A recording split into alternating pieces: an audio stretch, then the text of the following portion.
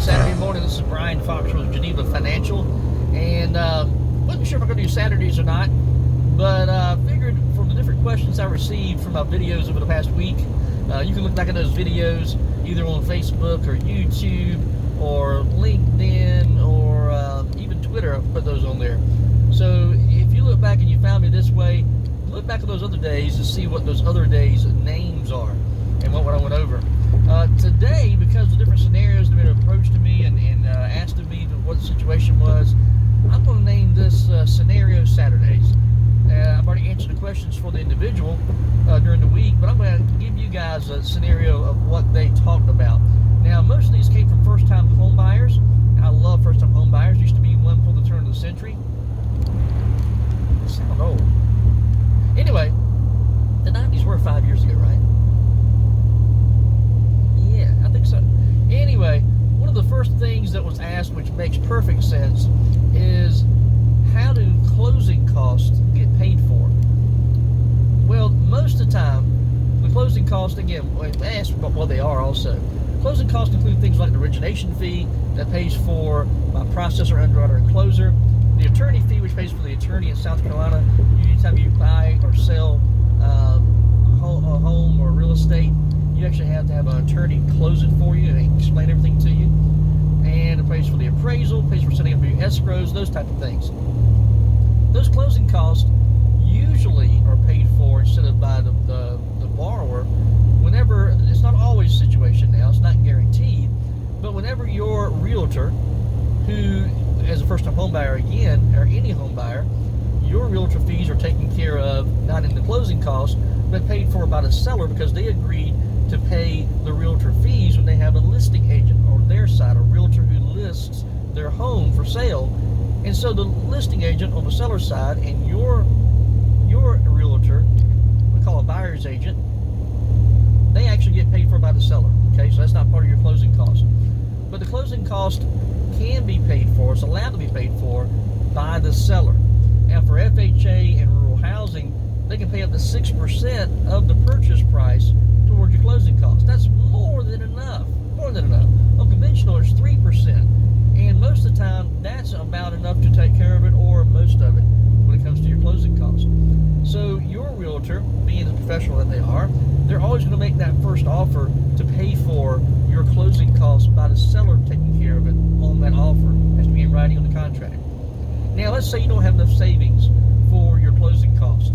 You know that VA is zero down payment from yesterday's video. Rural housing is zero down payment. FHA is usually 3.5% down payment, and our conventional starts off with 3% down payment. So there's different ways to take care of that. Maybe you have that down payment saved. You just don't have enough for closing costs. That's the way you take care of closing costs. Now, one loan type program, rural housing, again USDA, it allows you, if the seller is not willing or able to pay for the closing costs and you don't have the closing costs saved, then it allows you, if the appraised value is that much higher than the purchase price, then it allows you to include your closing costs in the mortgage loan, as long as your debt-to-income ratio allows that. We'll explain the debt-to-income ratio on a different video, but basically it's just the debt you have plus this new mortgage loan compared to your income before taxes each month. Plain and simple there.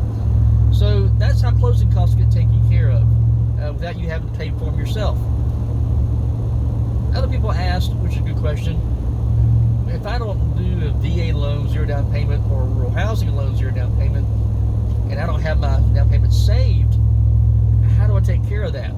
And some of those people were still in the impression that you have to have a 20% down payment. Not true, we just went over that.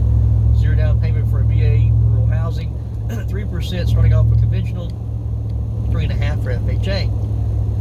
How it takes taken care of for FHA and conventional, if you don't have that, is number one, a family member can actually gift you, meaning they aren't expecting to get paid back. They can gift you down payment, or part of it if you have some saved. Another way for some employers, not all, but some employers actually have an employee assistance program where they grant you or loan you. It's allowed to be loaned sometimes, depending on how it's worded in your employee handbook or that kind of thing. It allows them to do a grant or loan towards your closing costs. Because especially the larger employers, they know that if you are putting roots down in this area, and you're not just renting, and you're buying a house, it keeps you at their company longer because you're putting down roots in the community.